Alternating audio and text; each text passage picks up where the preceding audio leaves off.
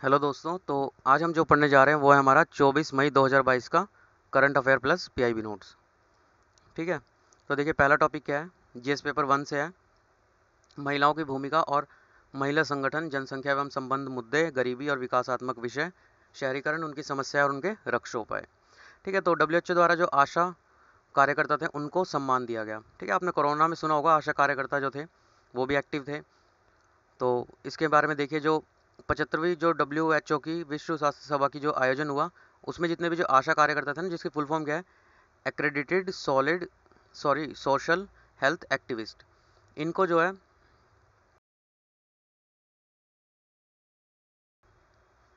Global health leader award 2022 ये दिया गया। ठीक है। तो इसके बारे में देख लेते हैं, आशा कार्यकर्ता कौन होते हैं। तो इसके अंदर वो भी इंक्लूड थे जो जो वहाँ पे अफगानिस्तान में जो सेवा कर रहे थे ना, जो कि तखर और कुंदुत प्रांतों में बंदूकधारी द्वारा जिनको गोली लग गई थी। ठीक है। उनके घर वालों को भी जो है, इसमें 8 ऐसे स्वयंसेवी थे जिनको पोलियो कार्यकर्ता थे, उनको भी यहाँ पे सम्मानित किया गया। ठीक है। तो आशा कार्यकर्ता कौन होते हैं?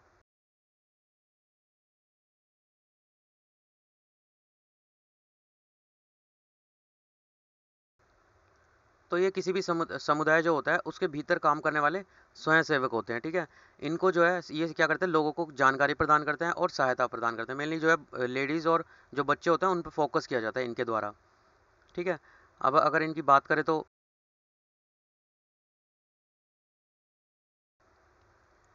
ये एक तरह से सेतु का कार्य करता है किनके बीच में, जो हाशिए पर खड़े समुदाय के जो प्राथमिक स्वास्थ्य केंद्र, उपकेंद्र, जिला अस्पताल, ऐसी सुविधाओं से ये जोड़ने का कार्य करते हैं लोगों को। ठीक है। जो हाशिए पर खड़े लोग के समुदाय के लोग होते हैं।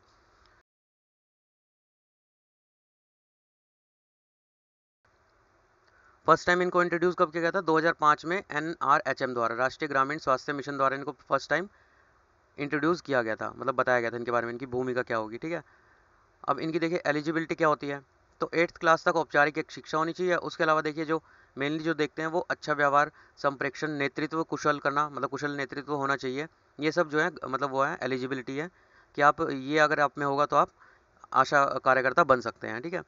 देश भर में इनकी संख्या कितनी है? 10.4 लाख आशा कार्यकर्ता है।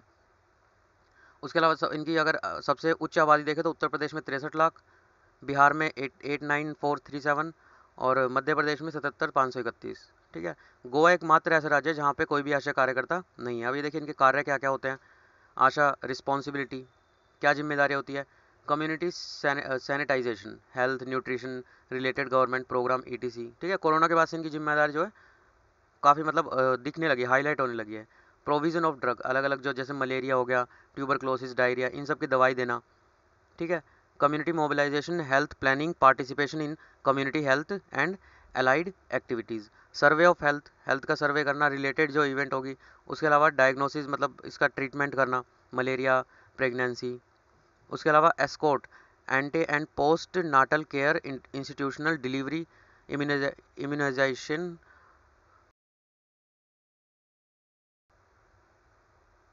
Diabetes, immunization test, family planning, मतलब जो महिलाओं से जैसे किसी के डिलीवरी होने वाली है। ठीक है। उसके बाद बच्चा हो जाता है, उसकी देखभाल, काउंसलिंग करना। ठीक है। ब्रेस्ट फीडिंग जो होती है, जो माँ बच्चे को अपना दूध पिलाती है। Skilled birth attendance, prevention of diseases. ठीक है। रोकथाम करना बीमारियों की। उसके अलावा देखें कि भूमिकाएं और कार्य क्या होती है। तो अपने निर्दिष्ट क्षेत्रों में घर घर जाकर क्या करते हैं, बुनियादी पोषण, खाने पीने की जो वो होती है, जैसे कोई अगर कोई किसी के प्रसव हुआ है, कोई माँ बनी है, तो उसके लिए क्या पोषण की व्यवस्था होगी, क्या खाना उसे खाना चाहिए, स्वच्छता प्रथाओं, उपलब्ध स्वास्थ्य सेवा, इनके बारे में जागरूकता पैदा करना होता है। ठीक है। उसके अलावा जो है महिलाओं के प्रसव पूर्व जांच कराना, गर्भ अवस्था के दौरान जो है पोषण युक्त आहार जो लेना चाहिए वो बताती हैं। स्वास्थ्य सुविधा केंद्रों में प्रसव कराने का सुनिश्चित करना, जन्म के बाद स्तनपान कराने और बच्चे के पूरक पोषण के लिए प्रस्तुताओं को प्रशिक्षण देने पर ध्यान देना। ठीक है। उसके अलावा गर्भ निरोधक, यौन संचालित संक्रमण, इनके बारे में महिलाओं को जो है परामर्श देती है। बच्चों का टीकाकरण करना, टीबी रोगियों को प्रतिदिन दवाएं देना। ठीक है। ये सब इनके कार्य होते हैं। कितना भुगतान किया जाता है? तो इनको जो है जो गवर्नमेंट होती है वो डायरेक्टली पे नहीं करती, मतलब बाध्य नहीं होती इनको पे करने के लिए। इनको जो पैसा आता है वो आशा एक संस्थागत प्रसव सुनिश्चित करवाने, मतलब कोई मान लीजिए किसी बच्चे की अगर डिलीवरी हुई है या बच्चे का टीकाकरण करवाने जैसे कार्यों के लिए प्रदान किए जाते हैं। ये सब जब कार्य होते हैं तो इन सब के लिए इनको मात्र 6 से 8 हज़ार रुपये प्रति माह मिलते हैं। ठीक है। उसके बाद देखिए जीएस पेपर 2 से ये है मानहानि का मामला, ठीक है। ये यहाँ पे जो बीजेपी नेता किरीट सोम्या है, सोम्या की पत्नी जो मेधा है, उन्होंने शिवसेना के जो संजय राउत है उनके ऊपर दीवानी मानहानि का मामला दायर किया है, ठीक है। तो हमारे लिए ये इतना इंपॉर्टेंट नहीं है, हमारे लिए इंपॉर्टेंट क्या है, मानहानि क्या होती है, कितने इसके टाइप होते हैं, ये सब देखना में। तो इसमें जो मेधा है उन्होंने सौम्या से अदालत से संजय राउत को 100 करोड़ देने का भुगतान कहा, ठीक है। यह राशि मुख्यमंत्री राहत कोष में या तो उसको 100 करोड़ रुपए दे दे मेधा को, या फिर ये पैसे मुख्यमंत्री राहत कोष में जमा करवा दे, ठीक है। उन्होंने दावा किया जो संजय राउत है उनके और उनके पति के खिलाफ बार बार मानहानिकारक सार्वजनिक बयान दिए जाते हैं। अब सबसे पहले हमारे लिए इंपॉर्टेंट क्या है, इंपॉर्टेंट है मानहानि होती क्या है, जिसे इंग्लिश में क्या कहते हैं, डिफॉर्मेशन, ठीक है। तो ये गलत वक्तव्य जो भी किसी व्यक्ति, व्यवसाय, उत्पाद, समूह, सरकार, धर्म अथवा राष्ट्र की प्रतिष्ठा को हानि पहुंचाते हैं, वो सब जो है डिफॉर्मेशन या फिर मानहानि में आ जाते हैं। ये दो टाइप के होते हैं, सिविल और आपराधिक, ठीक है। मानहानि के दोनों प्रकारों में अंतर उनके उद्देश्यों में निहित होता है, मतलब इसका पर्पज़ क्या है, ठीक है। तो सिविल जो होता है उसमें क्षतिपूर्ति देनी पड़ती है, या तो कारावास या क्षतिपूर्ति। क्रिमिनल में जो है उसे दंडित किया जाता है जो भी मानहानि करता है, ठीक है। इस प्रकार दूसरों को इस तरह का कार्य ना करने का संदेश दिया जाता है ताकि कोई दूसरा ना करे, क्रिमिनल जो होता है। अब इसके विधि का अगर प्रावधान की बात करें तो आईपीसी 499 के तहत अपराध के रूप में इसे परिभाषित किया गया है, ठीक है। अगर सिविल मानहानि की बात करें तो उसमें क्या होता है, अपकृत्य कानून या फिर टॉर्ट लॉ पर ये आधारित होती है। ये क्या होता है, जो किसी की गलती को परिभाषित करने के लिए किसी विधान अथवा कानून पर निर्भर नहीं होता है, ठीक है। ये मतलब किसी कानून पर निर्भर नहीं होता, आप जाते डायरेक्ट वक्तव्य देते हैं और वो सिविल मानहानि में आ जाता है। परंतु क्या करना जो है गलत हो सकता है, इसकी व्याख्या करने के लिए विभिन्न, आपको ये नहीं बताया गया कि क्या सही है पर क्या गलत है, आपको वो बता दिया गया इस कानून के अंतर्गत, ठीक है। ये बोलने से मानहानि, जैसे यहाँ पे देखिए अलग अलग केस दे रखे हैं जो मानहानि के केसेस इन पास्ट जो है किए गए होंगे। तो इसके लिए जो आईपीसी की धारा 499 है उनके अनुसार मानहानि बोले अथवा पढ़े जाने योग्य शब्दों के माध्यम से, बोल सकते हैं या पढ़े जाने योग्य, या संकेतों के माध्यम से या दृश्यमान अभिव्यक्ति के माध्यम से भी हो सकती है, ठीक है। बोल सकते हैं, देख सकते हैं, है ना, या फिर पढ़ सकते हैं, इन तीनों से जो है मानहानि 499 के अनुसार आईपीसी हो जाती है। उसके अलावा धारा 499 में एक अपवाद भी है। तो अपवाद क्या है, वो लोकहित में, मान लीजिए आप किसी की आलोचना कर रहे हैं, ठीक है, निष्पक्ष होकर, तो उसके लिए ऐसे सत्यवाद का जो लांछन होता है वो लगाया जाना या प्रकाशित किया जाना मानहानि के अंतर्गत नहीं आएगा, ठीक है। मानहानि के लिए सजा की अगर बात करें तो उसमें आईपीसी धारा 500 के अनुसार जो सजा होती है वो आईपीसी धारा 500 के अनुसार होती है, जो किसी व्यक्ति को दूसरे व्यक्ति की मानहानि करने पर 2 साल का कारावास या फिर जुर्माना जो है या फिर दोनों से दंडित किया जा सकता है। अब इसमें दुरुपयोग तथा संबंधित चिंताएं क्या हैं, ठीक है। तो इसके अंतर्गत जो आपराधिक प्रावधान है उसको प्राय विशुद्ध रूप से उत्पीड़न के माध्यम से प्रस्तुत किया जाता है, ठीक है। मतलब एक तरह से उत्पीड़न के रूप में दिखाया जाता है, जैसे अभी ऊपर हमने केस पढ़ा उसमें भी, ठीक है। तो इसमें जो है प्रक्रिया की सजा के समान हो जाती है। भारतीय विधिक जो प्रक्रिया उसको बोझिल प्रकृति को देखते हुए मामले की गंभीरता पर ध्यान दिए बिना प्रक्रिया, ये मतलब इसकी जो प्रोसेस होता है वो एक तरह से बोझिल हो जाता है, ठीक है। क्योंकि यहाँ पे हम ये नहीं डिसाइड कर पाते कि मानहानि में बोला गया, मतलब इसकी जो लाइन है, एक लाइन जो हमने डिसाइड कर रखी है कि ये जो है निष्पक्ष होकर किसी की आलोचना की गई है या फिर ये मानहानि के रूप में इस बात को हम ले, ठीक है। तो इसकी वजह से ये प्रोसेस काफ़ी बोझिल हो जाता है। उसके अलावा आलोचकों का ये तर्क है कि मानहानि कानून वाक और अभिव्यक्ति की स्वतंत्रता के जो मौलिक अधिकार है उससे कहीं ना कहीं क्लैश कर जाते हैं, टकरा जाते हैं, ठीक है। आपराधिक मानहानि का समाज पर बुरा प्रभाव पड़ता है। उदाहरण के लिए राज्य इसे मीडिया और राजनीतिक विरोधियों को आलोचना करने से रोकने और अनुचित संयम अपनाने के लिए विवश करता है, ठीक है। मतलब हम किसी, मान लीजिए सरकार की आलोचना कर रहे हैं और वहाँ पे अगर उसी पार्टी का कोई हम पे कह दे कि ये तो मानहानि के बारे में, मतलब जो बोल रहा है वो मानहानि है, तो यहाँ पे ये लाइन मतलब कौन डिसाइड करेगा कि यहाँ पे क्या मानहानि है और क्या जो है निष्पक्ष आलोचना है। तो ये कहीं ना कहीं यहाँ पे टकरा जाते हैं। उच्चतम न्यायालय द्वारा की गई टिप्पणियाँ, तो इसमें जो सुब्रमण्यम स्वामी बनाम भारत संघ मामला 2014 था, इसमें न्यायालय द्वारा जो आईपीसी की 499 और 500 है जो आपराधिक मानहानि करती है उसकी संवैधानिक वैधता की अभिपुष्टि की गई, और यह कहा गया कि जो व्यक्ति होता है उसके गरिमा और सम्मान के साथ जीने का अधिकार है और किसी अन्य व्यक्ति द्वारा मात्र इसलिए भंग नहीं किया जा सकता क्योंकि उसको स्वतंत्रता प्राप्त है। मतलब ये नहीं कि आपके पास स्वतंत्रता है तो आप किसी पे भी मानहानि लगा दें, ठीक है। अगस्त 2016 में न्यायालय ने तमिलनाडु की मुख्यमंत्री जो जयललिता थी उन पर लोकतंत्र का दम घोटने के लिए आपराधिक मानहानि कानून का दुरुपयोग करने के लिए सख्त आलोचना करते हुए कहा कि सार्वजनिक हस्तियों को आलोचना का सामना करना चाहिए, ठीक है। ये तो पॉसिबल है, किसी भी साथ जो बड़ी पर्सनैलिटी है उस पर ऐसे जो है लगते रहते हैं। अब देखिए उइगर, आपको पता है ये जो माइनॉरिटीज़ में चाइना में रहते हैं उइगर मुसलमान, तो उनके बारे में जो संयुक्त राष्ट्र मानवाधिकार उच्चायुक्त जो मिशेल बैशलेट, इन्होंने जो है झिझियांग क्षेत्र, जो कि कहाँ है, यहाँ जहाँ पे ये चाइना है, इसके ऊपर यहाँ पे झिझियांग है, ठीक है। इसी में जो है उइगर जो माइनॉरिटी है वो रहते हैं, जिनको काफ़ी चाइना के द्वारा टॉर्चर किया जाता है, ऐसा कहा जाता है। तो इसका दौरा करने के लिए वो वहाँ पे गई। इसी क्षेत्र में जो है मुस्लिम अल्पसंख्यकों का दमन करने का आरोप लगाया जाता है। चीन ने यह भी कहा कि उसे उम्मीद है कि मानवाधिकार उच्चायुक्त जो मिशेल बैशलेट है, उसकी यह यात्रा उसके बारे में फैलाई जा रही जो गलत जानकारी है उसको स्पष्ट कर सकती है, ठीक है। संबंधित प्रकरण क्या है इसमें, तो मुस्लिम उइगर समुदाय के चीन से कानून के शासन का पूर्ण सम्मान सुनिश्चित करने की मांग की, ठीक है। जो यहाँ के मुस्लिम उइगर हैं उन्होंने जो है इसको जांच करने के लिए मतलब मांग की है, ठीक है। तो विश्वसनीय रिपोर्ट से संकेत मिलता है कि जो शिनजियांग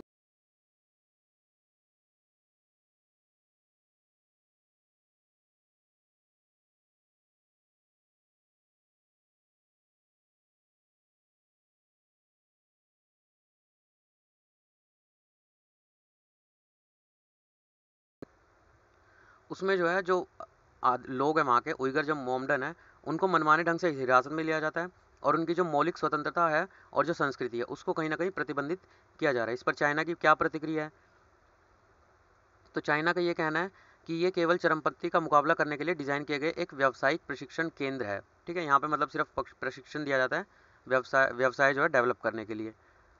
उइगर है कौन, अब थोड़ा सा उइगर के बारे में देख लेते हैं। तो ये मुस्लिम अल्पसंख्यक तुर्की के निर्जातीय समूह हैं, ठीक है, जिनकी उत्पत्ति मध्य एवं पूर्व एशिया में खोजे जा सकते हैं।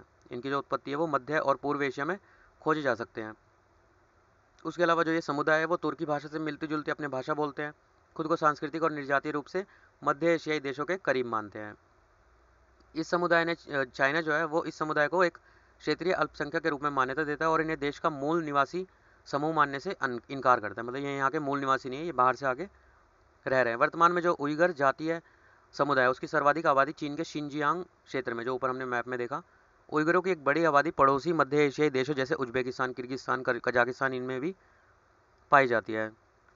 उसके अलावा दशकों से जो उइगर मुसलमान है उस पर चीनी सरकार द्वारा आतंकवाद और अलगाववाद के झूठे आरोप के तहत उत्पीड़न किया जाता है, जबरन हिरासत की जाती है, गहन जांच, निगरानी और यहाँ तक कि गुलामी जैसे दुर्व्यवहार भी किया जाता है, ठीक है।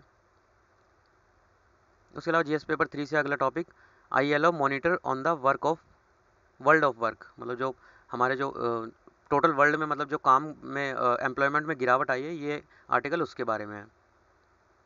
तो ILO क्या है, इंटरनेशनल लेबर ऑर्गेनाइजेशन।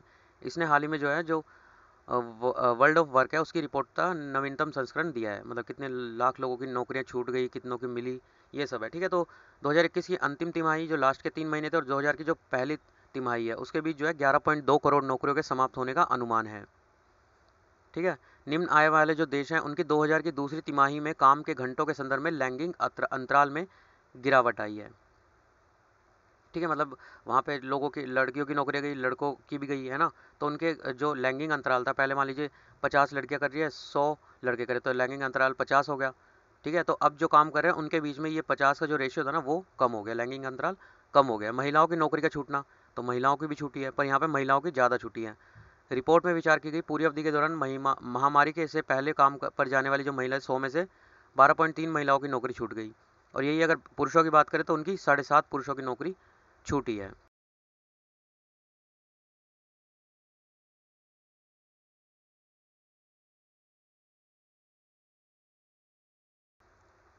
तो अब आपको ये समझ आ रहा होगा, यहाँ पे मान लीजिए 50 औरतें नौकरी कर रही थी पहले और 100 जो है पुरुष नौकरी कर रहे थे, ठीक है। तो ये लैंगिक अंतराल कम क्यों हुआ है, क्योंकि पुरुषों में जो है 7.5 की छुट्टी है, और वहीं पे अगर महिलाओं की बात करें तो वहाँ पे कितने 12.5 की छुट्टी है, ठीक है। इनके लैंगिक अंतराल इसलिए कम हो गया क्योंकि महिलाओं की नौकरी ज़्यादा छूट रही है, ठीक है। अमीर और गरीब अर्थव्यवस्थाओं के बीच एक भारी और बढ़ती भिन्नता आर्थिक अर्थव्यवस्था हालातों में सुधार की विशेषता बनी हुई है, ठीक है। तो वर्तमान प्रवृत्ति के कारण तो इसमें जो है लैंगिक असंतुलन को और बढ़ा दिया है। कुल मिलाकर महामारी ने देश में रोजगार भागीदारी से पहले से ही पर्याप्त जो लैंगिक असंतुलन था, ठीक है, वहाँ पे महिलाओं की ज़्यादा नौकरी छूट रही है, तो उस लैंगिक असंतुलन को और बढ़ा दिया है। अन्य कारण क्या है, चीन में हालिया लॉकडाउन, यूक्रेन और रूस के बीच संघर्ष, खाद्य और ईंधन की कीमतों में वैश्विक वृद्धि। उसके अलावा भारत में रोजगार की अगर बात करें तो लैंगिक जो जेंडर गैप है वो 2020 की रिपोर्ट दूसरी तिमाही में काम के घंटों के संबंध में जेंडर गैप में गिरावट आई है, ठीक है। वही नौकरियां लड़कियों की ज़्यादा छुट्टी है। अधिकांश लोग बिना किसी सामुदायिक सुरक्षा के अनुबंध के आधार पर काम कर रहे हैं, एक तरह से बॉन्ड में काम कर रहे हैं वो, ठीक है। आवश्यकता क्या है? स्थिति से निपटने के लिए मानवीय दृष्टिकोण अपनाया जाना चाहिए और श्रमिकों की क्रय क्षमता में सुधार किया जाना चाहिए। Unemployment falls as India eases lockdown, lockdown में जो है अनएम्प्लॉयमेंट फेल हो गया, ठीक है। उसके बाद देखिए भारत के समक्ष चुनौतियाँ क्या है।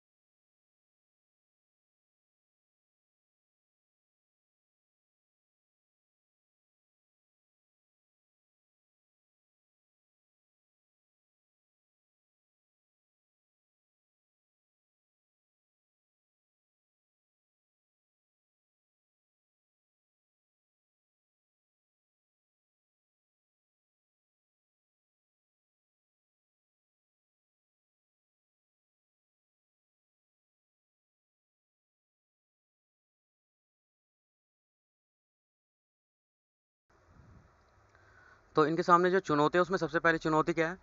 सबसे पहले 2019 में जो वेतन संहिता है वो अभी तक लागू नहीं हुई है, जो कोड ऑफ वेजेस है वो अभी तक लागू नहीं हुआ है। उसके अलावा 1948 में जो वेतन समिति थी उसने जो न्यूनतम मजदूरी, निर्वाह मजदूरी, उचित मजदूरी उसको लागू करने के लिए कहा था, ठीक है। और औद्योगिक समाज द्वारा इस सिफारिश का जो है विरोध किया जाता है,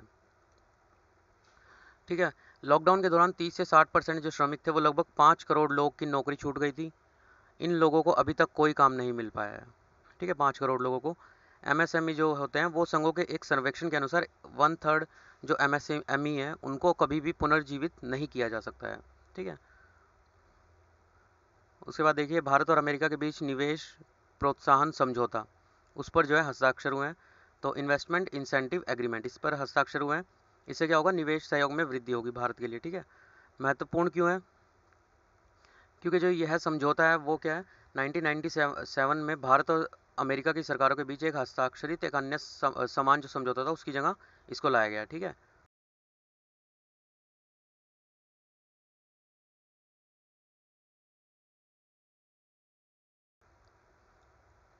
उसके अलावा ये समझौता क्या है, एक तरह की कानूनी आवश्यकता है। जो डीएफसी जो था वो भारत में निवेश सहायता प्रदान करना जारी रखेगा, इसके लिए एक तरह का ये कानूनी समझौता। डीएफसी क्या है? US international development finance corporation, ठीक है। इसके लिए एक तरह से ये कानूनी वो समझौते कार्य करेगा, ठीक है। मतलब हमारे पास लीगल डॉक्यूमेंट है कि आप यहाँ पे निवेश करें। इस समझौते के तहत प्रदान की जाने वाली जो सर्विस है उसमें जो है ऋण, इक्विटी निवेश, निवेश गारंटी, निवेश बीमा, पुनर्बीमा, संभावित परियोजना और अनुदान, इसके लिए एक व्यवहार्यता का अध्ययन शामिल है। अब इसका महत्व क्या है? निवेश प्रोत्साहन समझौता, तो इसका महत्व है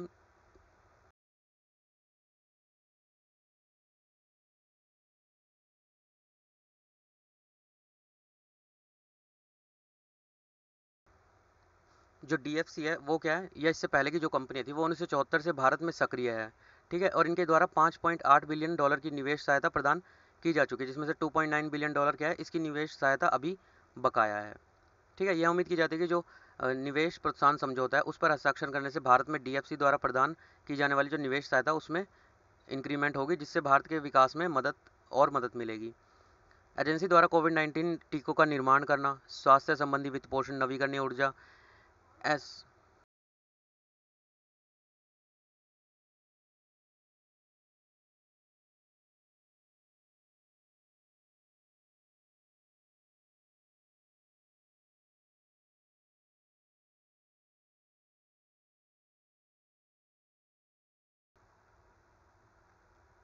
एसएमई का वित्त पोषण, वित्तीय समावेशन, बुनियादी ढांचा जैसे विकास से संबंधित क्षेत्रों में निवेश सहायता प्रदान की गई है, ठीक है।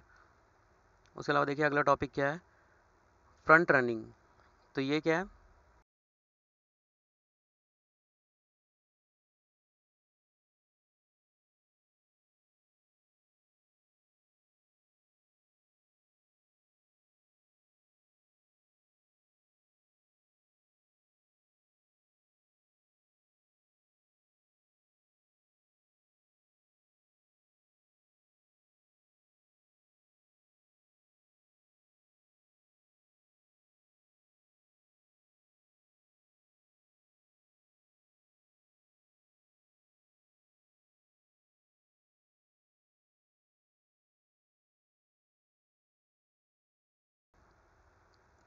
देखिए फ्रंट रनिंग क्या होता है, ये एक तरह का मतलब संकेत होता है, ठीक है, जो कि किसी कोई डीलर हो गया, व्यापारी हो गया, कर्मचारी हो गया या बड़ा निवेशक या शेयर हो गया, इनको एक तरह का संकेत मिल जाता है और वे क्या करते हैं, वो सामने आ जाते हैं। जैसे स्टॉक मार्केट में होता है ना कि आपको पता हो जैसे गोल्ड का प्राइस उठने ही वाला है, ठीक है, ये आपको संकेत अगर कहीं से मिल जाए, ठीक है, एक तरह से हिंट होता है, मतलब नेगेटिव उसमें इसको यूज़ किया गया है यहाँ पे, ठीक है। तो इसकी वजह से क्या है, जो यहाँ हमारे यहाँ का जो सेबी है, भारतीय प्रतिभूति और विनियम बोर्ड है, इसको कठोर कार्रवाई उठाने के लिए जाने की उम्मीद है इसके द्वारा, ठीक है। इससे जो है शीर्ष कर्मचारियों के खिलाफ कार्रवाई हो सकती है, मतलब वहाँ के जो, उसे ये डाउट है कि वहाँ के जो शीर्ष कर्मचारी हैं उन्होंने कुछ वहाँ पे हिंट दिया है, ठीक है, कि वहाँ पे जो है प्राइस उठने वाला है, ठीक है, जिसकी वजह से जो है फ्रंट रनिंग न्यूज़ में है। बड़े ऑर्डर आमतौर पर स्टॉक की कीमतों को बढ़ा देते हैं, ठीक है। फ्रंट रनर जैसे कि आपको पता हो कि इस चीज़ के दाम जो है अब उठने वाले हों, ठीक है, और इन फ्यूचर वो उठ भी जाए तो आप इसके बहुत सारे स्टॉक खरीद लेंगे। तो आपने मान लीजिए 100 रुपये लगाए, आपके वहाँ पे 200 रुपये 400 रुपये बन रहे हैं, तो इसकी वजह से भी जो है वहाँ पे अब इन पे कार्रवाई करने के लिए तैयार है। फ्रंट रनर अपनी अग्रिम जानकारी से बड़े ऑर्डर के बाजार में आने से ठीक पहले शेयर खरीदकर और कीमत बढ़ने के बाद उसे बेचकर अवैध लाभ अर्जित करते हैं। इसकी चिंताएं क्या है? अंदरूनी जो सूत्र है उसके द्वारा फ्रंट रनिंग करने वालों के द्वारा निवेशकों को स्टॉक खरीदने या बेचने के लिए कीमतों की बोली बढ़ाकर या कीमतों को कम करके उन पर नेगेटिव इफेक्ट डाला जा सकता है। ठीक है, जो मतलब वहाँ पे बड़े अधिकारी है उनके ऊपर डाउट किया जा रहा है। इस प्रकार की प्रथाओं को रोकने के नियम क्या है? तो जो सेबी विनियम 2003 है उसके तहत फ्रंट रनिंग को स्पष्ट रूप से परिभाषित किया गया है कि इसे धोखाधड़ी और अनुचित व्यवहार के रूप में परिभाषित ये करता है। सेबी द्वारा इस कानून को फ्रंट रनर के खिलाफ आदेश पारित करने के लिए कई बार लागू किया गया है। सेबी द्वारा प्रस्तावित अगर कार्रवाई देखें तो इसमें प्राथमिक बाजार के मोर्चे पर नियामक द्वारा इस जमाने की प्रौद्योगिकी कंपनियों की लिस्टिंग के लिए प्रकटीकरण और अनुपालन अनिवार्यता में वृद्धि करने पर विचार किया जा रहा है। मतलब जो भी हो वो ट्रांसपेरेंट हो काम।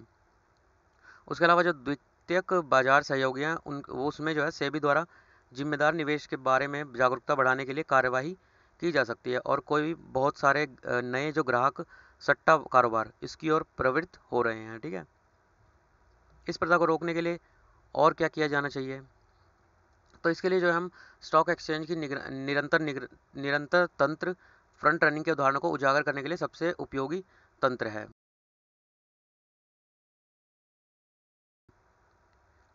मतलब एक यहाँ पे एक तरह से निगरानी तंत्र हम यहाँ पे बना दें। ठीक है, जो फ्रंट रनिंग का ध्यान रखे। बाजार में रियल टाइम ट्रेडरों को ट्रैक करने वाला निगरानी सॉफ्टवेयर, कोई ऐसा मतलब जो उनका वो कर सके, निगरानी कर सके। बड़े निवेशकों और व्यक्तियों के बीच समान कारोबार पैटर्न को खोजने के लिए अच्छी तरह से सुसज्जित और यह नियामक द्वारा फ्रंट रनिंग जांच का आधार बन सकते हैं। जांच में गड़बड़ के कठोर सबूत मिलने पर सेबी को सूचना वाहकों और फ्रंट रनर्स के लिए और अधिक कठोर दंड करने पर विचार की आवश्यकता है।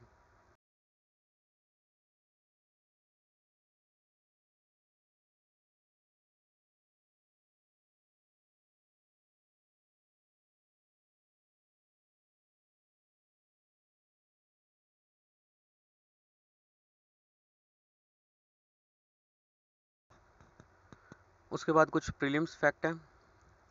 नए कास्टर न्यू कास्ट सिंक होले। ठीक है, तो ये क्या है? ये दक्षिण चीन के गुआंशी जुआंग स्वायत्त क्षेत्र में है। ठीक है, और हाल ही में क्या है, खोजकर्ताओं ने इस नए कास्ट धोरंधरों की खोज की है। ठीक है, तो ये क्या होते हैं? इनकी लंबाई 306 मीटर होती है, चौड़ाई 150 मीटर, गहराई 192 मीटर और इसका विस्तार क्षेत्र 5 मिलियन क्यूबिक मीटर से ज़्यादा होता है। ठीक है, दक्षिण चीन में जो है साउथ चाइना में उसके कास्ट स्थलाकृति काफ़ी मात्रा में पाई गई है और यह क्षेत्र नाटकीय धोलंधरों और अन्य विशेष प्रकार की गुफाओं के लिए प्रसिद्ध है। ठीक है, अब ये होते क्या है? धोलंधर और सिंक होल जिसे बोलते हैं। तो जब जब किसी भूमिगत जो कक्ष होता है उसकी छत विस्तारित होकर ढह जाती है। ठीक है, तो वह सिंक होल में परिवर्तित हो जाती है। मान लीजिए कोई छत है ऊपर, किसी भी अगर कोई गुफा है नीचे और उसकी छत अगर टूट जाए तो वहाँ पे क्या बनेगा? एक तरह से गड्ढा बन जाएगा, सिंक होल बन जाएगा। तो उससे क्या होता है? वर्षा का पानी जब आधारशिला की दरारों से होकर परावर्तित होता है तब ये दरारें सुरंगों और खाली जगहों में बदल जाती है। ठीक है, आपने मूवीज़ वगैरह में देखा होगा, कई मूवीज़ में मतलब रेगिस्तान वगैरह में कि अजीब सी उसमें क्रैक आए होते हैं। ठीक है, और उसमें क्या करते हैं? आदमी नीचे तक भी उतर जाते हैं, इतने बड़े बड़े होल बन जाते हैं। तो इसमें सिंक होल का निर्माण प्राकृतिक प्रक्रियाओं या मानवीय गतिविधियों दोनों के कारण हो सकता है। सिंक होल आमतौर पर कार्स्ट क्षेत्रों में पाए जाते हैं क्योंकि इन क्षेत्रों में पृथ्वी की सतह के नीचे की चट्टान को भूजल द्वारा आसानी से धुलित किया जाता है। ठीक है, माया पिट वाइपर, अब ये क्या है? एक तरह का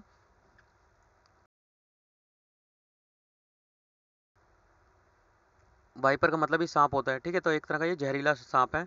हाल ही में जो मेघालय है उसमें जो है उमरोई मिलिट्री स्टेशन उसमें जो ट्राइमेजरस मायाई या माया विट वाइपर ये इस प्रकार का एक जहरीले सांप की प्रजाति देखी गई है। ठीक है, इस सांप प्रजाति का नाम कर्नल यशपाल सिंह राठी की दिवंगत माँ माया के नाम पे रखा गया। ठीक है, यह नई प्रजाति मेघालय, मिजोरम, गुवाहाटी जो असम में है उसमें अपेक्षाकृत आम रूप से पाई जाती है। क्या आप जानते हैं जो मेघालय है उसको land of mythical evil spirit, ठीक है, मिथिकल एविल स्पिरिट या फिर पौराणिक दुष्ट आत्माओं की भूमि कहा जाता है। ठीक है, जो यू थैलेन नामक विशाल नाग का रूप धारण कर लेती है। किसको कहा जाता है? मेघालय को। ठीक है, केंद्र सरकार के लापता कर्मचारियों के लिए पारिवारिक पेंशन नियम, तो इसमें जो कार्मिक और प्रशिक्षण विभाग है उसके द्वारा हाल ही में जो केंद्र सरकार के जो लापता कर्मचारी थे उनके लिए परिवार पेंशन नियमों में जो है कुछ छूट दी गई है। ठीक है, ताकि उसके परिवार को जो पेंशन है वो इजीली मिल पाए। तो इसके अनुसार जो है किसी कर्मचारी के लापता होने पर उसके परिवारजनों को पारिवारिक पेंशन नहीं मिलती थी, और जब तक जो लापता व्यक्ति था उसको सरकार के कानून के अनुसार मृत घोषित नहीं कर दिया जाता था, या जब से वह लापता हुआ है तब से 7 साल हो जाने तक पारिवारिक पेंशन का भुगतान नहीं किया जाएगा। ठीक है, मतलब कोई व्यक्ति लापता होगा तो 7 साल तक कोई भी पेंशन उसे नहीं मिलती थी। ठीक है, पर नए कार्यालय ज्ञापन के अनुसार उन सभी मामलों में जहां एनपीए योजना के तहत एनपीएस योजना के तहत जो है अंतर्गत शामिल किया गया एक सरकारी कर्मचारी सेवा के दौरान लापता हो जाता है, तो पारिवारिक पेंशन का लाभ लापता सरकारी कर्मचारी को परिवार को तुरंत भुगतान किया जाएगा, और सरकारी रिकॉर्ड में उसे मृत घोषित करने का इंतजार नहीं किया जाएगा। ठीक है, महत्व क्या है इसका? तो इस निर्णय से क्या होगा, विशेष रूप से जो जम्मू कश्मीर और पूर्वोत्तर के साथ साथ नक्सल प्रभावित क्षेत्र उनमें सेवारत कर्मचारियों के जो घर वाले होते हैं उनको एक बड़ी राहत प्रदान करेगा। विनय कुमार सक्सेना, तो राष्ट्रपति रामनाथ कोविंद ने हाल ही में जो विनय कुमार सक्सेना उसको दिल्ली का नया उपराज्यपाल नियुक्त कर दिया है। तो जो ये हैं विनय कुमार सक्सेना, वो पूर्व उपराज्यपाल अनिल बैजल की जगह लेंगे। ठीक है, दिल्ली के उपराज्यपाल और दिल्ली सरकार की तुलना में उपराज्यपाल की शक्तियों के बारे में अधिक जानकारी के लिए पढ़िए। तो आप लक्ष्मीकांत में देख ही सकते हैं संगीत कलानिधि पुरस्कार। तो हाल ही में जो संगीत अकादमी है उसने 2020, 21 और 22 के लिए जो संगीता खालिंदी अवार्ड है उस विजेताओं की घोषणा की है। ठीक है, इस पुरस्कार में जो मद्रास संगीत अकादमी है उसके द्वारा ये दिया जाता है। किसके द्वारा? मद्रास संगीत अकादमी। और कर्नाटक संगीत के क्षेत्र में जो है सर्वोच्च पुरस्कार इसे माना जाता है।